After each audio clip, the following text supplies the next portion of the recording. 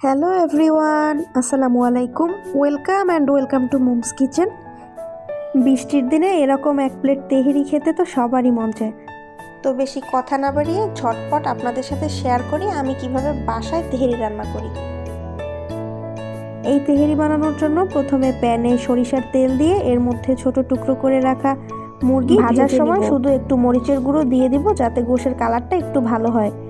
এরপরে ওই একই তেলের মধ্যে দিয়ে দিব পেঁয়াজ কুচি। এই পেঁয়াজটাকে বেরেস্তা করে ভেজে উঠিয়ে নিব। এরপরে আবার একই তেলের মধ্যে দিয়ে দিব পেঁয়াজ কুচি আর কয়েকটা মরিচ ফালি। এইটা একটুখানি ভেজে এর মধ্যে দিয়ে দিব রসুন বাটা আর আদা বাটা। কিছু সময় নাড়াচাড়া করে এর মধ্যে দিয়ে দিব জিরার গুঁড়া, গরম মশলার গুঁড়া আর অল্প একটু ধনিয়ার গুঁড়া।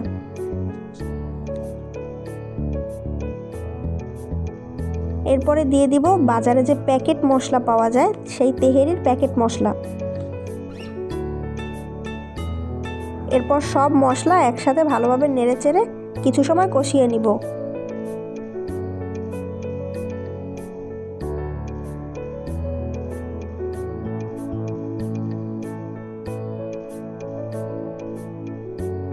যখন মশলা থেকে এরকম তেল উপরে ভেসে উঠবে তার মধ্যে দিয়ে দিব আগে থেকে ধুয়ে রাখা চিনি গুঁড়ার চাল।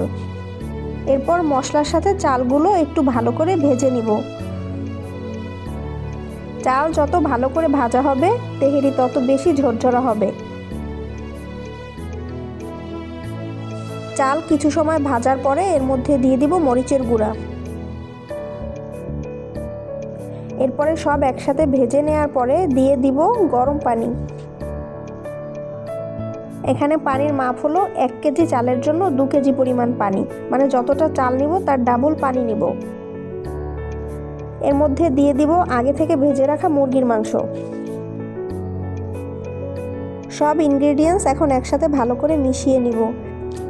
এখন অ্যাড করব আগে থেকে ভেজে রাখা বেরেস্তা।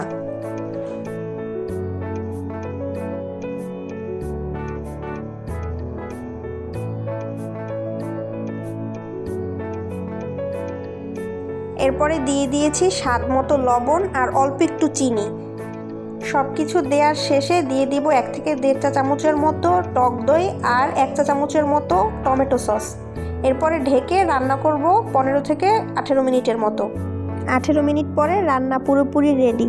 এরকম নতুন নতুন ভিডিও পেতে আমার পেজের এবং চ্যানেলের সাথেই থাকবেন। চ্যানেলটি সাবস্ক্রাইব করে পাশে থাকবেন এবং পেজটি ফলো করে দিবেন। সবাই ভালো থাকবেন, দেখা হবে নতুন কোনো ভিডিওতে। আল্লাহ হাফেজ।